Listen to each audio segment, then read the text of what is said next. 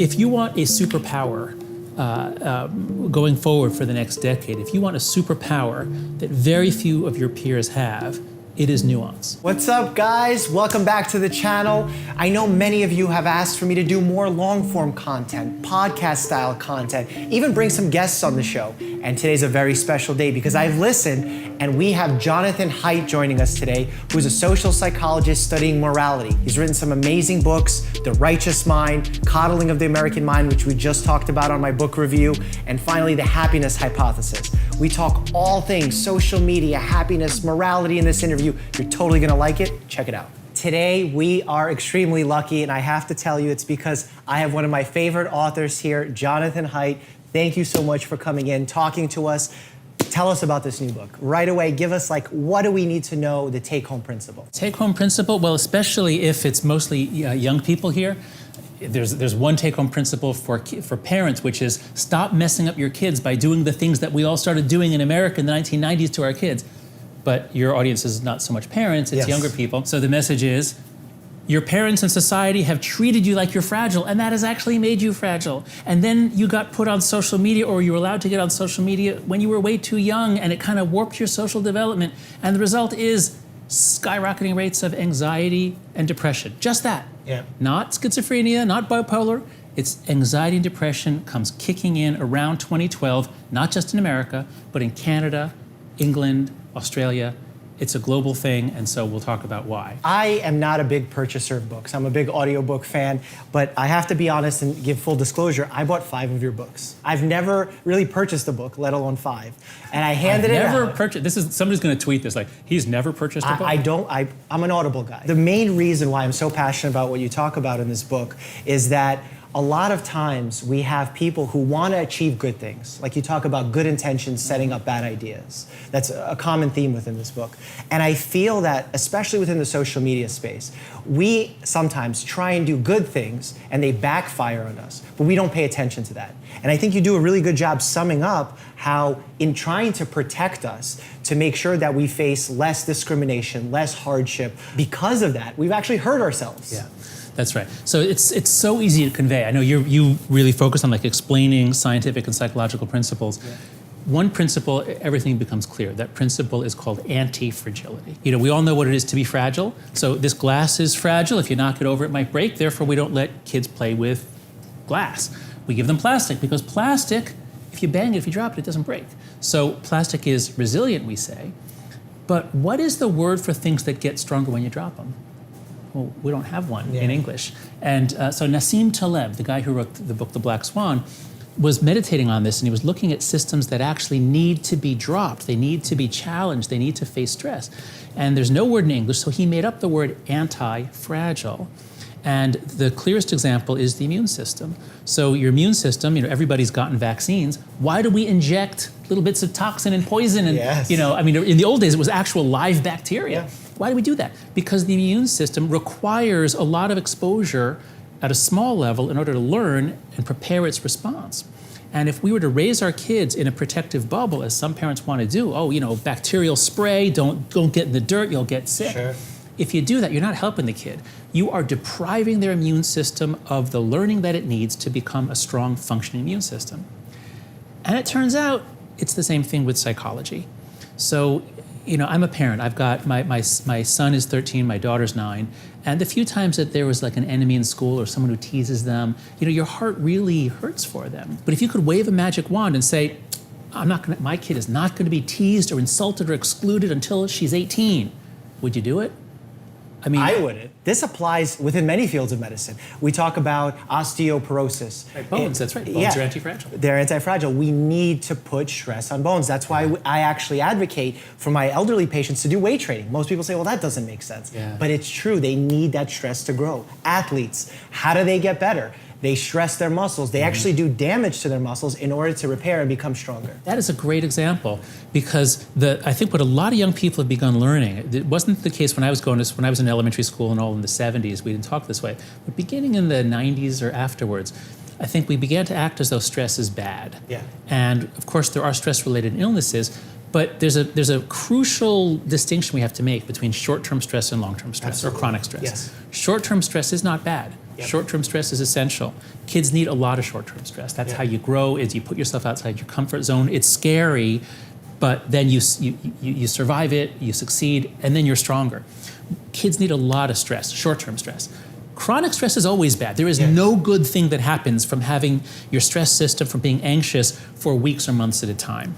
Now, I'm not on social media nearly as much as you or as young people, Sure. but one thing actually you can help me understand, are there corners of social media or ways of using social media where you think that people's cortisol levels are elevated for days or weeks at a time? Oh, absolutely. Not only in times of disagreement, because there's plenty of that on social media between trolling, political polarization, all of that. People get angry as soon as they touch their smartphone.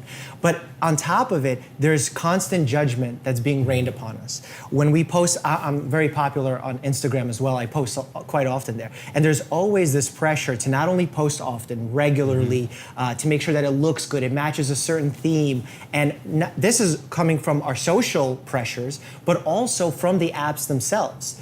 They've created these algorithms to push us to live these fantastical lives. And unless we feed the algorithm that, our likes decrease, our popularity decreases. And as you know, what that does to our minds, all the feedback goes away. And then it creates this hole that many YouTubers now, Instagrammers, have to take time off and recenter themselves and take a break from this. Because unfortunately, we've lost lives in the YouTube community of people unfortunately committing suicide because of these pressures. So it absolutely exists. And I think, as you said, the big reason is that we're not used to this type of stress. Because our parents, I want to say with good intentions, try to protect us from this, it's set us up for harm. And I think and that's the subtitle of the book. Exactly, look at that. Intentions and bad I feel like I'm ideas. quoting it. Yeah, that's right. I came to the United States when I was 6. And my father was in medical school, did medical school in Russia. When we came to the States, he did it all over again. Different language, residency, all from scratch. So I looked at him and I saw, wow, he went through this very difficult time. That was, borderline chronic stress because you're coming to a new country. He did it for the goal that I would lead a better life. But he didn't mean a better life with no challenges. Because when I would come home and say a teacher was unfair, a student was unfair, his critique or his recommendation was never, I'm going to fix that for you.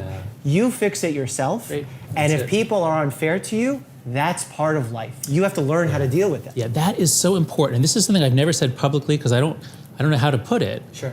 Might sound terrible, but it's an important skill to learn how to accept injustice. Yep. And all I mean, it's going to sound terrible because we're always telling kids, no, you got to fight for justice and never give up. And if it's a matter of morality or justice, never give up. Sure.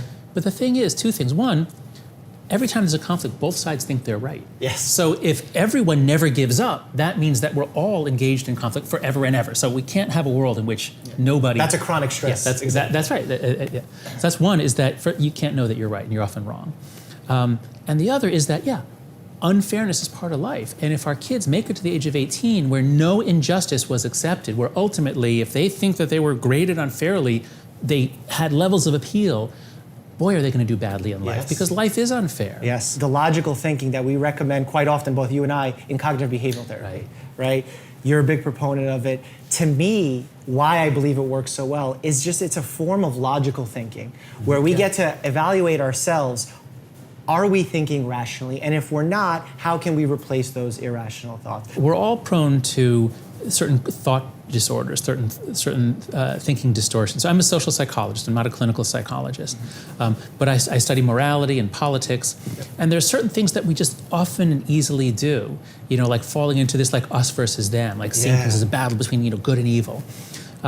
So Aaron Beck and a few other people in the 1960s noticed that there are certain repetitive patterns: catastrophizing, black and white thinking, overgeneralizing. We have this epidemic of anxiety and depression on campus.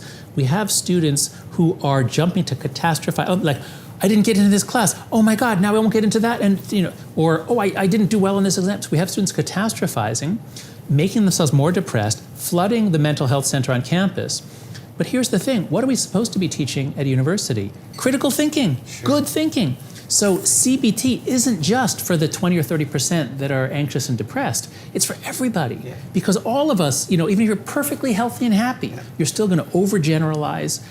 You're going to divide things into good versus evil. So It's the human condition. That's right. I actually practice CBT in my office. For yourself, or you mean on your Well, I do on clients, myself your also, but also for my patients. Obviously a small group because of my limited availability, but we do.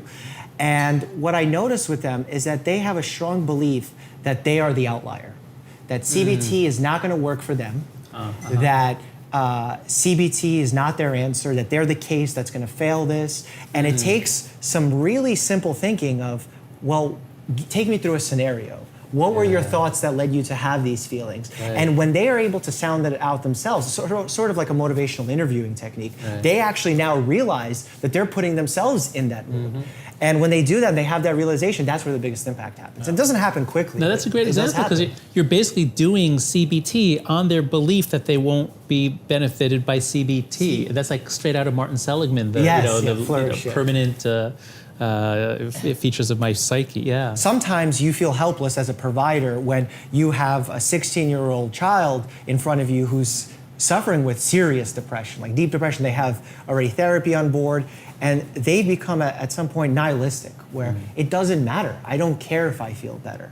So it becomes difficult to instill the values of, well, why don't you want to feel better? How did we get here? And a lot of that has to do with trauma. When we talk about trauma in the legal sense, we talk about physical injury, right? We talk about that in your books. But now when we have psychological trauma, it actually creates some havoc on campuses through what you call concept creep. Well, that's right. So let's talk about trauma. I wouldn't in any way want to deny the severity of it, the importance of it. But it's gotten very popular to talk about trauma-informed learning, trauma-informed all sorts of things. And it might be very valuable, I don't know, but I am wary of what's called concept creep. So Nicholas Haslam, an Australian psychologist who happened to be my grad school roommate, developed this idea about concept creep, how a lot of key ideas in psychology had a certain meaning back in the 1970s or 80s. So trauma, addiction, bullying, and over time, the psychological community and the people using it have sort of lowered the bar on that to be able to use those terms more and more. So trauma used to mean only physical damage to tissue, and then it was allowed to mean like shell shock and or PTSD. When you think you're going to die immediately, that can change your brain in ways that are long lasting. But gradually, trauma has come to be the creep has made it to the point where trauma is I was really upset. Like, she broke up with me and I was traumatized, or, I felt excluded and was traumatized. No, you were in pain, you were upset, but you weren't traumatized. And so, and the reason why I think this is important is because there are feedback effects from labeling. Yes. So if now half of Gen Z, or half of I don't know what the number is, but if some very large percentage of young people now believe that they have suffered from trauma, when in fact by older diagnoses only 5 or 10% would have been, that extra 40% is at risk. They're now more likely to become depressed and anxious. So we just got to be aware of that. That's a very fine line, and it's something I have to do with my patients often, that they may get out of a bad, let's say they have a bad breakup, or they lose a family member. These are serious events where being down and upset is correct. That's the correct emotion. It's called grieving. Yes. It's not trauma. Yes, it's not trauma. And they'll come into the office, or their parents will bring them to the office, claiming that they're depressed. And I pose them a very simple question, and they feel like there's something wrong with them. And I pose them a very simple question. If there's a person sitting to your left and they just lost a family member and they told you they're sad and this happened a week ago, would you think there's anything wrong with them? No. Right. Well, explain why you feel that there's something wrong with you. And they stutter and they don't know how to answer that question. Because my loved one is suffering. I want you to stop it. I'm supposed to stop it. Yes. Yeah. It becomes difficult, especially in certain conditions where we have some inequalities, because they exist. Disparities, unfortunately, in our nation, in our world, do exist. We have families who, because of a lack of income, the zip code where they grow up in, they have worse health outcomes. They suffer more. They have more likelihood of developing depression, anxiety. They have more adverse childhood events. And with all of that, it really sets them for a situation as, well, what can I do to succeed if the whole system is against me? What's your take on that situation? Well, first of all, to think the whole system is against me, that is stepping over line into a distortion. So there's no question that the wealth of your parents sets you up for more opportunities in life. But the wealth of your parents doesn't set you up to be stronger. It doesn't set you up or happier. What we learned in writing the book, because we were very attentive to class differences, what we learned is that the rise in depression and anxiety is happening to all races, all classes. There are some differences in degree, but it's happening across the board. And the sort of the middle class and above, they do more of the helicopter parenting. They do more of the protecting the kids from adverse experiences. So you'd think that the upper class kids would be doing worse in terms of depression and anxiety. But the lower class kids have more of, as you said, adverse childhood experiences, like a scale that measures the really serious trauma, problems of childhood. So the working class kids, or poor kids, I should say, are exposed to more violence. They have worse health care, so they have obstacles there. But those that make it through can end up being tougher. And so the immigrant story, certainly for your parents, for my grandparents came from Russia and Poland also. They all came here very poor. The typical Jewish immigrant story in 1905. They all came here with nothing and worked hard, and that whole generation of Jewish kids born, that first generation born in America, grew up to be very successful. Yeah. So, and this is still happening for a lot of Asian immigrants. So the American dream is not dead. Inequality is big and has been rising in recent years and recent decades. So I don't want to deny that the obstacles are higher. Sure. But to say that the whole system is stacked against me, well, that is harmful, not true, not necessary. What you can say is my climb will be steeper. That's a different thing than saying everyone's against me. You're putting a rational thought to replace the... That's right. There's a truth there. Thing. That's right. There's a truth there. You have a disadvantage. Yes. You have a disadvantage. But a disadvantage can become an advantage if it ends up making you stronger, for sure. Especially now that the wealthier segments of our society are raising their kids to be weak, fragile, depressed, and anxious. For sure. I think a concept that I talk about often, I'd love to get your take on it, is the concept of post-traumatic growth. Because we oftentimes in media hear PTSD, and it's important to talk about PTSD because mental health stigma needs to be broken down. We need to be comfortable talking about it. But we don't talk about the other end of the spectrum, which is the post-traumatic growth. And I see examples of this on the regular. I host events for charity nonprofits, and I'll see folks who have gone through cancer multiple times themselves, their family members have gone through, and here they are leading a coalition, raising money, sharing their experiences. And the things that they all say, in fact, I just had a very popular YouTuber who is blind, Molly Burke, sat on the couch with me and tell me she would never change her vision issue. Because it's made her this life that not necessarily, it doesn't define her, but it's given her that challenge that now she's risen above, and it gives her meaning in her life. Yeah, this is such an important idea to get across. I wish this idea was more widely known. So I was very active in the positive psychology movement, which began around 1998, 1999. Martin Seligman got together young people who were studying the sort of the neglected positive side of psychology. Of course, we need work on trauma and violence and addiction, but nobody was studying happiness or thriving. And one of the research lines that was very important early on, and it's really panned out beautifully, is exactly this. It's called post-traumatic growth. But the general finding is that if you look at people who've been through a car accident, a cancer diagnosis, all sorts of bad things, and you see how are they doing a few years later, some are traumatized, but that's pretty rare. PTSD is not very common, but most people grow. Most people at least say that they are stronger. One of the big things is you find out who your friends really are, and those relationships get much deeper. You develop generally more sensitivity to others, and you tend to care less about career success. Your values change. You care more about people and connections. Sure. So it's a beautiful fact about our species that, in fact, it's like we're anti-fragile, that when we get knocked really hard, we tend to come back better. Yes. So again, not to say, everyone should go out and have a trauma, not that. But we have to change our conception of people. If you think of people as fragile and you protect them and you assume they're traumatized and they need therapy because of a loss, you're making things worse. I think this is a really good time to sort of bridge the gap and talk about how currently in our political spectrum, I feel like the rise of tribalism and forming tribes and groups against certain parties is widely known. I mean, I work in a hospital setting, and this is discussed every single politics, day. Like left-right politics? Yes. And I always found myself in the center from a political sphere.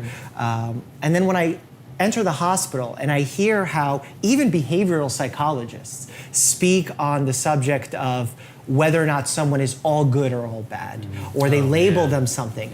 It puzzles me how a person with the knowledge of CBT can go ahead and do the exact opposite on a larger scale. My own research is, as I said, is on morality and politics.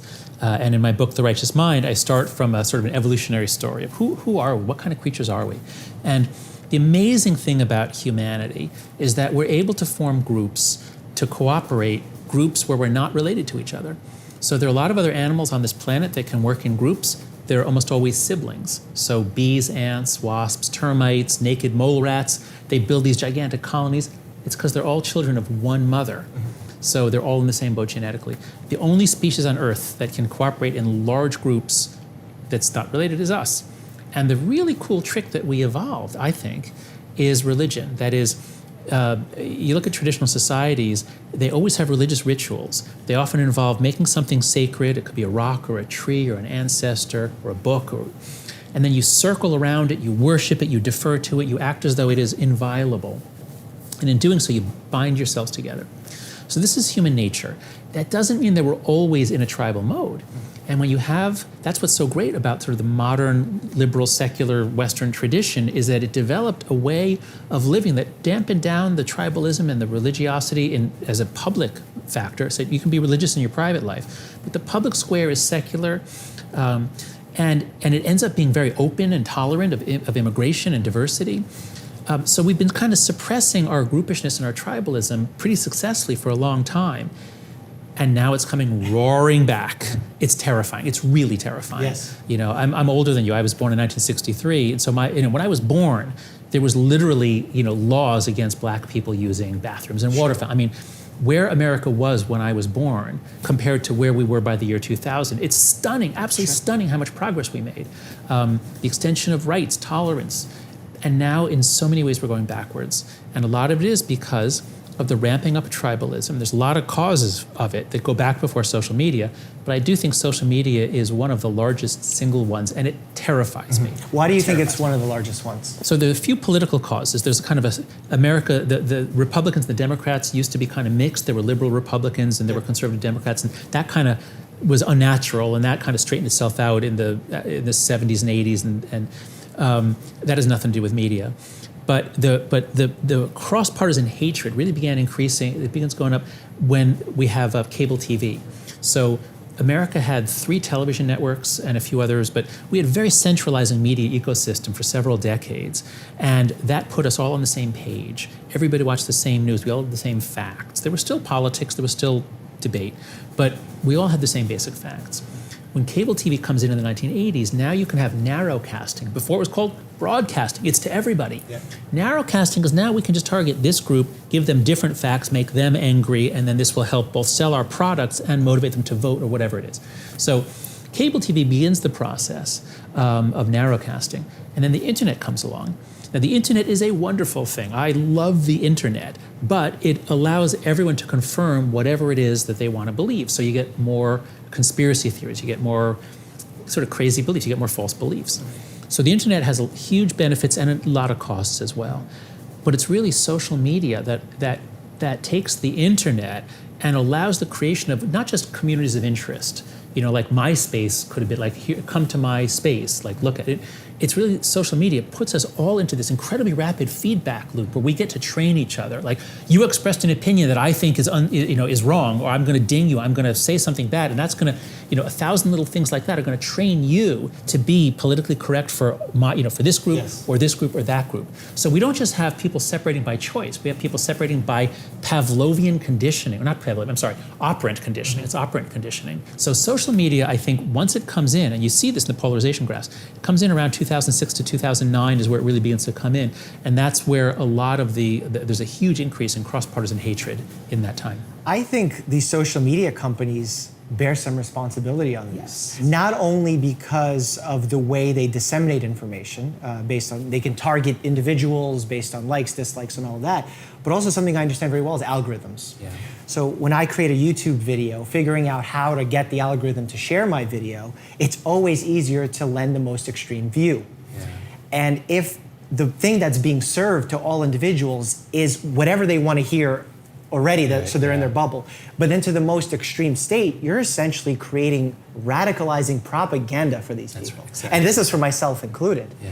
So I feel like we need to do a better job. I can't really put it on those companies to do because it's not their responsibility for our well-being, I don't know, from a business standpoint. But what we can do as individuals, or something that I recommend to my patients, is balance yourself. Follow people you disagree with. Yes. Read opposing ideas, which is exactly in the book, things that you mentioned in your book that people are afraid of. That if an opposing idea comes in, it's going to hurt me, it's going to hurt. Well, no, if they're wrong and you can prove them wrong, that's going to serve to your own benefit. Yeah. In general, I agree with that advice. But I think it's really important to follow the best thinkers on the other side, not the worst, not the loudest. Sure. And so, Twitter, if you're on Twitter, it is a good idea, but you should try to follow. If you're on the left, you should find some thoughtful conservatives. If you're on the right, you should find some thoughtful liberals. So I was always on the left, and when I wrote The Righteous Mind, I committed to understanding conservatives, and so I've subscribed to National Review magazine, which is I think some of the best conservative writing. And I started watching Fox News and stuff, which was not as high quality. So do expose yourselves to things on the other side. But I would disagree that I think we can put a lot on the social media companies. I heard a great metaphor from Kara Swisher, who writes about tech issues in the New York Times. You built a shiny new city. You covered all the walls with advertising. You invited us in until the point where we now basically live in your city.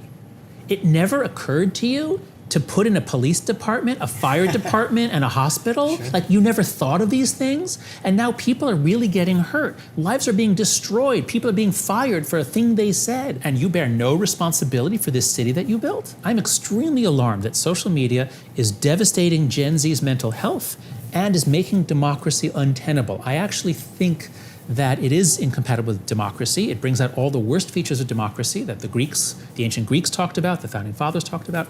So I think the social media platforms bear an enormous responsibility for the mental health of kids, of teenagers all around the world. We're talking hundreds of millions of people.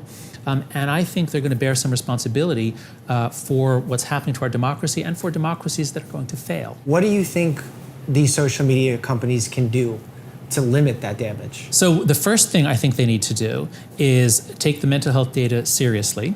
3 or 4 years ago, they could hide behind saying, well, the studies are mixed. It's true that there are some studies that seem to say there's no damage, but there are so many more studies. It is unbelievable. Maybe you can put some of the images up later. The hockey stick graphs, especially for girls. The evidence that social media is part of the cause is now climbing. It's now pretty solid that social media is a major contributor. And one clear sign is that the group that is up the most, the group that's being decimated, is 10 to 14-year-old girls. Their rates of self-harm and suicide have more than doubled, in some cases tripled. So one of the first things they can do, I think, is we need to say, nobody gets a social media account until they're 16. 10 years ago, we thought, well, maybe this will be good for kids. Maybe it'll give them ways to be creative. It could have been, but it's not. It's destroying a generation of girls. So raise the age to 16. Kids will still have ways to connect, but just not in especially Instagram. And then require verification. You have to have some proof that you're a real person. We should not be letting people get Twitter accounts and elsewhere without any proof that they're a real person who's accountable if they make threats. For sure. And then 3 is settings that anyone can use to make their town square be a better town square. So on Twitter, they talk about we want to be the town square and have better discussions of democracy. But if it's full of anonymous people who can, throw tear gas in your face and then run away, and it's not a good town square. Yes. So what I'd like to do is I'm hoping the social media companies will be able to code the degree to which people use, say, aggression or hostility, obscenity, and especially on the positive side, nuance. There are some people who will say, even on Twitter, you can say, I agree with you on X, but disagree on Y. Wow, that's the kind of person I want to interact with. Yes. So what if I could set it so that my universe of Twitter people is only people who have verified they're a real person, who have agreed to use their real name, and who score above 0 on, some or some, Yeah. So that rather than having whatever it is, 800 million, or I don't know, however many, rather than 800 million, there's only 100 million. But it's the people who are high quality Twitter users. We're not judging left-right. We're not judging, we're just judging basic civility. Oftentimes when people talk about social media, they talk about trolling. And that happens a lot, that happens to everyone, happens to me. And people say, well, why don't you get upset when someone writes something negative on your page? And I say, well, I think it depends. You have control over how you feel when people say things to you. And if like a 7-year-old comes up to me and says, you look funny. To me, I have the choice now to get upset over this or not. And to me, a 7-year-old, their opinion, what does it matter to me? Right. So I brush it off. But then when it comes to social media, that person doesn't have a face. You don't know who that is. And people are quick to assume that's their peer. That's someone who knows them, that doesn't like them. Meanwhile, it could be someone half across the world. It can be a bot. Right. It can be a 5-year-old. It could be a 10-year-old. And you don't know who that person is. Well, that's right. A town square presumes the idea of a town. And a town means that there are people who live there and who see each other repeatedly. Most of us would like to have there's many good things that happen when you have a town square. But what if instead of a town square, all there is in a giant city, there's a place where anyone can go and wear a mask and carry weapons, not weapons that will kill you, but weapons that will hurt you. And it's real, and most people there are perfectly fine, but 5 or 10% love to whip people. They just it's fun for them, so they do it. And so if you go there, you'll probably get whipped just a few times. Who the hell would go there? Like, what a terrible place. Yeah. But that's what Twitter has created for us. Twitter, there's two, but Twitter especially. So this is what I don't fully understand. As you've seen it, as you work with teenagers, you work with kids of all ages? Yes. Okay. As you've seen it, if one kid says something nasty or humiliates or shares a photo, how does everyone else around react? Is it that like lots of people cheer, or is it lots of people are horrified but they won't say anything and a few people cheer? Like, what's the social dynamics of reward for bullying? I think people, it piques their curiosity. Because it almost gives them an intimate look into that person's life and see, it's almost like a social experiment for them. And now all these people are paying attention to this negative outcome. That alone can fuel the anxiety of the person being bullied.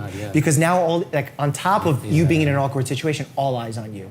So it right away amplifies the situation and causes you to want to turtle in, isolate yourself, and that hurts social interactions moving forward. You're less likely to make new friends. When you're less likely to make new friends, less challenges. Oh gosh, that's right. Now that you've been tagged as the loser kid that everyone had a good laugh at, your description of how the dynamics work reminded me of the way the Romans would put on games in the Colosseum. So they had all kinds of competitions, and some were fair fights. But it was great fun for people to watch, a convict or someone else who you knew that person's going to be killed. Like, that this other person's going to totally destroy them. And it's apparently was great fun to watch that. I think it's like a combination of that cancel culture feeding the mob effect, where it feels like now as a group, we're all against this one person. And it's a concept that you talk about in The Righteous Mind. I think it's the hive switch. But it's being flipped in a very, it's almost being hijacked in a way that now we're hijacking it to hurt someone else. At someone's expense. Right. Okay, good. Let's explore that, because I haven't really connected the hive switch to these social media issues. When I wrote The Righteous Mind in 2011, social media was a thing, but it wasn't nearly as pervasive, and it wasn't as toxic back then. And so what I was playing off of is that people can be alone or they can be in groups. We have this ability to go beyond groups. We have this ability to lose ourselves and merge with something larger. And most people, when I would study this and when I was writing about this, I'd ask my students at the University of Virginia when I was there, tell me about a time when you lost yourself in a group. And it's almost always a wonderful, ecstatic thing. It's at a concert or a rave or a march or a religious, often it would happen on like religious retreat. And almost always people, they lose themselves, they merge it temporarily, they come back, they don't want to now be aggressive or get rich faster. They are more loving, they're more open. So what I began to see is there's all kinds of ways that seem to almost push a button that resets our values, makes us more loving. Near-death experiences do the same thing. I used to study near-death experiences. We already talked earlier about post-traumatic growth. There's all these ways to make yourself grow morally. One of the big ways is this hive experience, when people become just a cell in a larger body or a bee in a hive. If anyone's been to Burning Man, it's quite literally, you circle this burn. It's a very religious, pseudo-religious ritual. But as you put it, this like the ability to come together, not to like worship something and then go off and be more loving, but let's come together to kill this person, Common enemy. to a common enemy. That sure does bind people together, but with a tremendous social cost, especially if you never know whether you'll be next. My God, I mean, the poor kids today. I get to speak to tech people now and then, and I get to write on this topic. And I'm planning on arguing for, and I think the data supports the idea that the costs for preteens and early teens are so high that no benefits could really counteract it. I mean, the suicide rate doubling for girls is horrifying. What would you say the age should be raised to? So that is, obviously people can be on email and texting. That's not the issue. Yeah. The issue is a social media account in which you're managing your brand and you put things out and lots of people comment. That's what seems to be bad for mental health. At what age do you think kids should have such accounts? I think we should treat it just as we do any mind-altering substance. Cigarettes, nicotine, alcohol. This is what it is. And I recently was on Fox Business, and we were talking about how Netflix hacks our neurology because it encourages us to binge watch. Yeah. Every episode is programmed so well that it ends with that little bit where you want more, that you need a little bit more. And social media is the same thing, that you constantly want more likes, that if I take off 2 weeks from YouTube and I don't post, my views will drop dramatically because the algorithm doesn't like that. So they're essentially... The algorithm doesn't like that. Yes. We must please the algorithm. It's a god. This is classic addiction. Yeah. And this has been talked about not even by myself, but by everyone else. But I see it in my friends who have changed as a result of social media. Yeah. And some have... I know that, for example, AA, some of the strongest leaders within AA, Alcoholics Anonymous, are ones who've suffered with addiction before. Right. And I think of myself as someone who got on social media early, was very addicted. I had narcissistic traits. You were in medical school, that's not early. I mean, early in the sense that early in my career, where even for me, I was mature enough to notice it rather early on, but it gave me those narcissistic powers where, look how many people like me. Yeah. And doing that to someone whose mind hasn't developed, there's side effects to that. Right. Which is why, for example, vaping is such a huge problem in the teenage community because nicotine changes the development of the frontal cortex, our decision-making abilities. Right. So I think social media is just another vape. No, that's beautifully put. I think a lot about the addiction aspects. I've never called it a mind-altering substance. That's really good. Yeah. I'll try to use that. I'll credit you if it's in writing, if I can do that. But let's drill a little deeper, though, because so the research that I've been analyzing with Jean Twenge shows that it's not screen time which is so bad. Yeah. You know, spending 8 hours a day on a screen pushes everything else out. So it's not that it's okay. But you're right, television, there was a moral panic over television, and it turns out it didn't really rot our brains. Moral panic over video games, still some mixed evidence, but in general, it's not nearly as bad as people thought. Social media seems to be much worse. The problems seem to be very concentrated in social media use, heavy use, especially by girls, especially early. So to take your Netflix example, my sense is that Netflix is addictive in the way that you say, but you know the key thing about addiction is the speed at which you get the reinforcement. So with Netflix, it's TV or movies, and then there's that crucial moment when you're influenced to click again or to let it run, whatever it is. But that happens every 20 minutes or 40 minutes, whatever it is. Social media, the feedback cycle is seconds, and you can have hundreds within that 20 minutes. You could have hundreds, and of course, some kids are watching Netflix and on social media. So I think the thing to keep our eye on here is we should not let kids be involved in social interactions in which other people are conditioning them, are reinforcing them on a rapid basis. So Netflix is okay, but Facebook and especially Instagram, Twitter, Snapchat are not. That would be my suggestion. You know, it's funny because I don't want to villainize social media. Why not? Because I don't think social media is the culprit. For teen depression? Yes. What else is that in every country? I think it's algorithm behind the social media. So I think when MySpace came out, we didn't talk about this. Yeah, no, that's right. MySpace was not addictive in that way. Because the algorithm is what makes it addictive. It's the neurological biohacking that Facebook, Google, Instagram when it first came out was not a toxic place. It was actually one of those safe places. And then Facebook acquired, change the algorithm completely, where it's not time-based, where you're seeing all of your friends, what they're doing when they upload. Now it's, what do they think you're gonna like? You can only be exposed to this because you already like it. So here's more of that. Okay, so one possibility is that it's the difference between an algorithm versus just unmediated connections. That's one possibility. Another is that it's the degree to which it fosters self-presentation and brand management of kids. A third is the degree to which it subjects kids to rapid behaviorist Skinnerian type conditioning by other kids. Those are three separate things. Yeah. Perhaps there are forms of social media, perhaps we'll find out that of those three, maybe one is really bad and one's not so bad. So there may be forms of social media that are not unhealthy for kids. I personally doubt it, because even, let's take Instagram, which is much nicer than, say, Twitter. Yeah.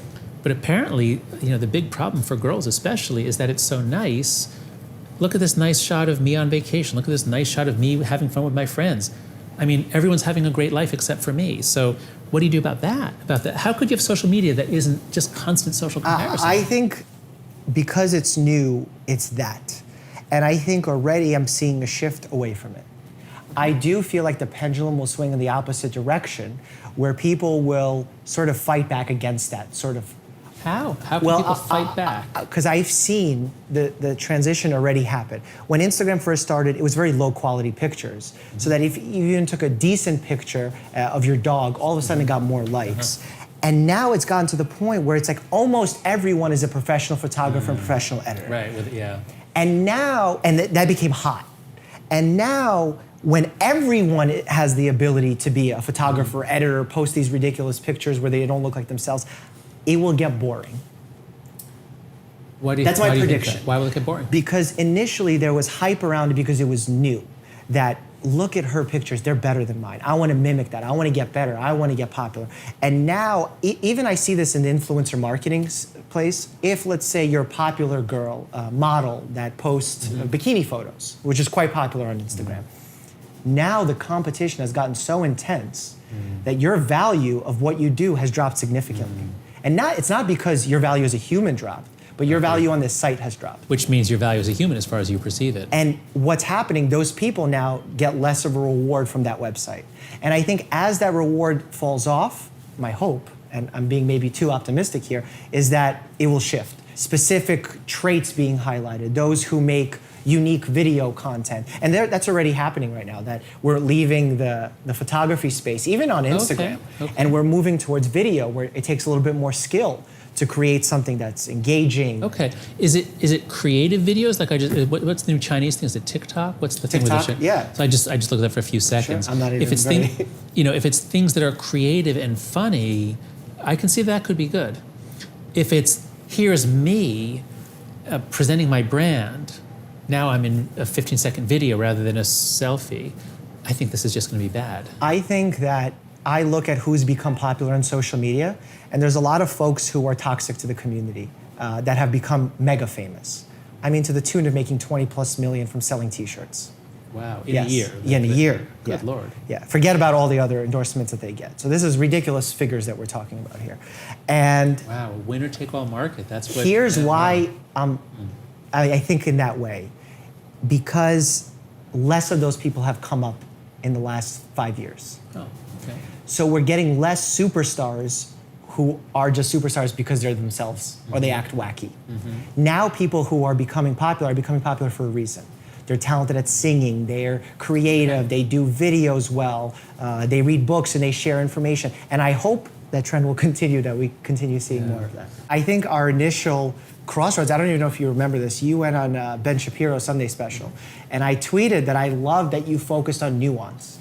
Because it was an idea that I've always had in the back of my head, that I feel like context is being lost, nuance is being lost. The exact tweet I tweeted at you, we'll pop it up on screen, is that the difference between high blood pressure and hypertension is one is a single reading and one is several readings. So right now, if I get up and walk around the room and check my blood pressure, I have high blood pressure. It doesn't mean I have hypertension. And that little bit of nuance is so important, because if I'm scaling my research or my understanding of a group of people across population, I can make grave mistakes if I lose sense of that nuance. And I feel with the way that we discuss politics, the way that we discuss humanitarian issues, we lose nuance. So, okay, I'm going to turn to the camera and speak to the audience. Do it. If you want a superpower going forward for the next decade, if you want a superpower that very few of your peers have, it is nuance. And what I mean by that is, in an age in which people are encouraged to make these extreme judgments, to say all or nothing, in an age in which there are pressures to take one side or the other, people who can come into a situation and say, I see what you're saying. I understand, why you think that. That's a very good point. I agree with that. On the other hand, what about in this case? Maybe that isn't right in this case. That has a magical effect on people because we're all ready to go to war. We're always ready to go to war. And I am assuming, if we're going to have a disagreement, I'm assuming you're not going to give an inch, I'm not going to give an inch. And an amazing thing happens when you give an inch, when you acknowledge something that the person said. That you take them by surprise, you knock them out of their certainty, their combat mode, and then there's a sort of a power. If I make a concession to you, there's a power of reciprocity. Now you're motivated to make a concession to me. And actually, I just read, I just looked you up on, I think it was on Wikipedia, on your Wikipedia profile. It says something about how you read or profited from Dale Carnegie's book, How to Win Friends and Influence People. That is one of the most important books ever written. Yeah. So again, people watching this, get the book by Dale Carnegie, How to Win Friends and Influence People. It will give you superpowers. Gen Z was raised in this social media maelstrom. And as companies are hiring members of Gen Z, I'm hearing from a lot of business people that they're having more trouble with their Gen Z employees. The Gen Z employees are more inflexible, they're more moralistic, they'll not most, but there's a few new employees will call people out. They're causing all kinds of conflicts and problems. What they need is nuance. What they need is the ability. What they need is Dale Carnegie. So any Gen Z audience members, if you read How to Win Friends and Influence People, and you convey that in a job interview, that you think in this nuanced way, they will see you as socially skilled, not a social problem. Very much agreed. Sir, thank you so much for your time. Yeah, I mean, it's funny that we're actually on YouTube right now and we're sort of advocating for limiting social media. Well, YouTube is better than Facebook and Twitter and Instagram. All right, so Google, you have the approval there. But thank you so much for watching us, guys. If you have any questions, drop them down below in the comments. You know I'm very active there. I'll try and chime in as much as I can. Perhaps we can do this again if there's any new books released, any new studies released that you'd like to talk about. As we say, as always, stay happy and healthy.